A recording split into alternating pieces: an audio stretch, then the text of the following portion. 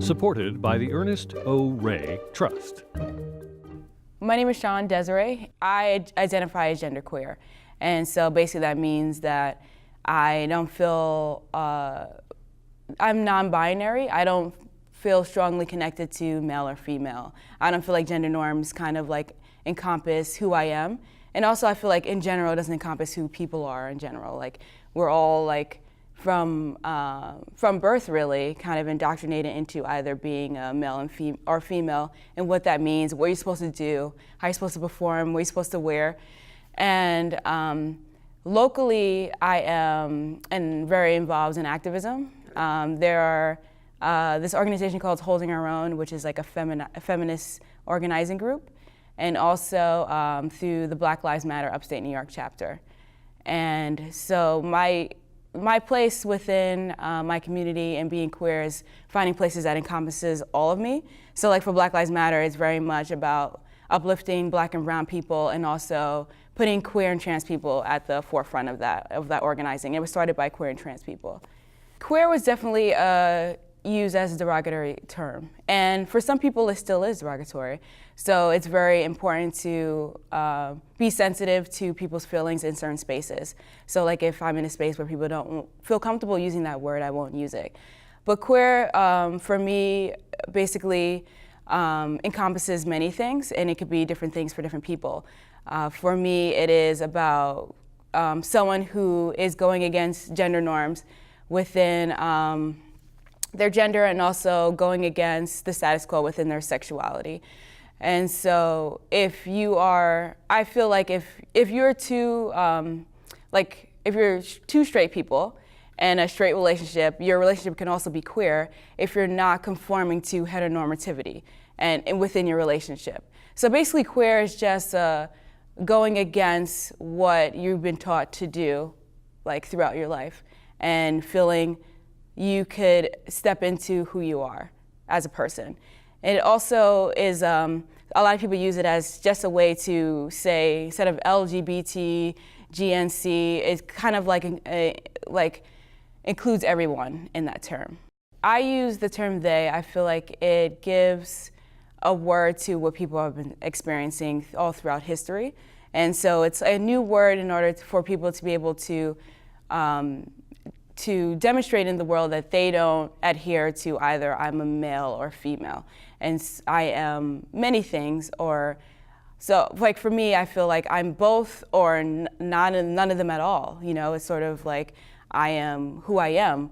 And in an ideal world, I feel like gender norms wouldn't have as much weight as it does. You know, because like if I was like, oh, she or he, like it doesn't mean all the things it means, you know? And so I feel like they is a way to show like a variation within that. I feel like functioning within the music industry as a queer trans person of color is tricky at some points. I feel like, for the most part, what you see, like I feel like my music would be placed in indie rock, probably. And for the most part, the people that you see within indie rock are like white, straight men groups. And you could see it in festivals that are planned, you could see it in representation within like record labels.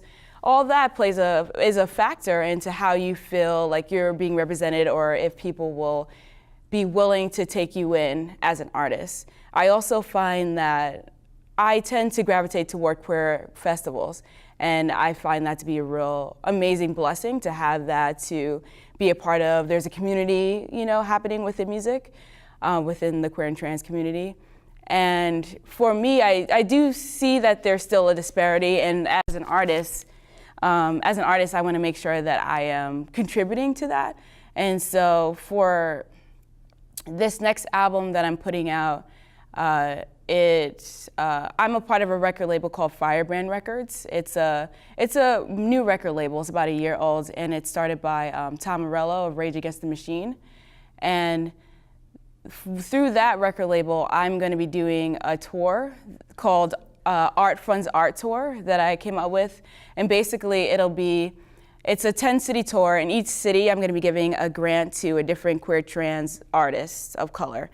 and also having performance slots for local people to also perform at the show. So kind of like using music to like nourish a community and give back and not make concerts just about music. There is definitely like a difference when like you're a queer trans person of color or a queer trans white person. When you add on things that you are discriminated for, that changes your experience. Like if you're someone with a disability, that obviously changes how you function in the world. If you're like a queer trans white person, you still have privileges that a person of color doesn't have. Like it still doesn't change the dynamic between white people and people of color. And how people perceive you, your access to resources, all that plays a factor in like what you're able to accomplish or how easy it is for you to accomplish certain things. Like I feel like a lot of my like thinking throughout the day, unfortunately, it comes back to how people may perceive me. Like if I'm walking in the world, going into a store, and I'm like, I know that white people have biases against people of color, either consciously or unconsciously, and it's going to affect how they see you, how they treat you, what they expect, how they relate to you, and versus like if you're a white person going in there, they are able to see you in a different way, they can relate to you a little bit easier because they understand who you are. I feel like now we live in a time where like directly, I might not hear what you have to say that is derogatory or offensive.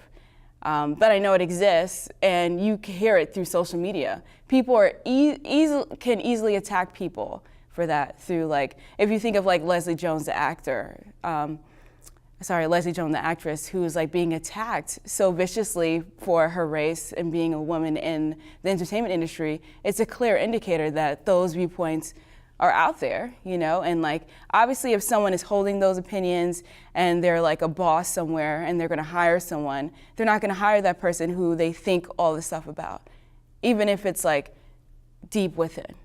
It's hard to know because it's like, it is something that's done behind closed doors, like they make the determination. I feel like I have privileges, all of us have different levels of privilege. And I've been fortunate enough to make a career for myself. I'm trying to kind of like function outside of that and be able to, make my own furniture, like play music and try to like generate income off of that. So I'm not relying on that because it is like, it sucks, either like trying to find a job or if you're in a job, the kind of like power dynamics you have to you face. And that's like within everybody, like the boss is the boss and like you're not. So like the different like what you have to like suppress, I guess. You can't like say how you feel, you can't be who you are. I grew up in New York City, which I feel like is pretty fortunate if you're like a LGBTQ, GNC person, just because you have access to after school community centers, like gay centers, basically, that you could go hang out with people. The Village is right there, so I felt pretty fortunate growing up in the city. Within the capital region, I feel like there are some resources for people if they're identified as queer, trans, specifically a person of color. And I come from mainly an activism background, and I feel like the chapter of Black Lives Matter upstate that I'm involved in is a really good place to reach out to if you want to be surrounded by people who are active in the community and are taking in of all of your identity. I feel like it's a good chapter to be involved with. And Holding Our Own does events throughout the year.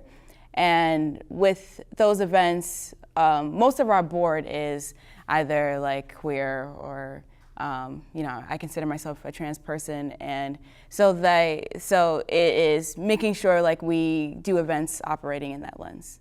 When people use the word trans, it encompasses, it's just shorthand basically for transgender, transsexual.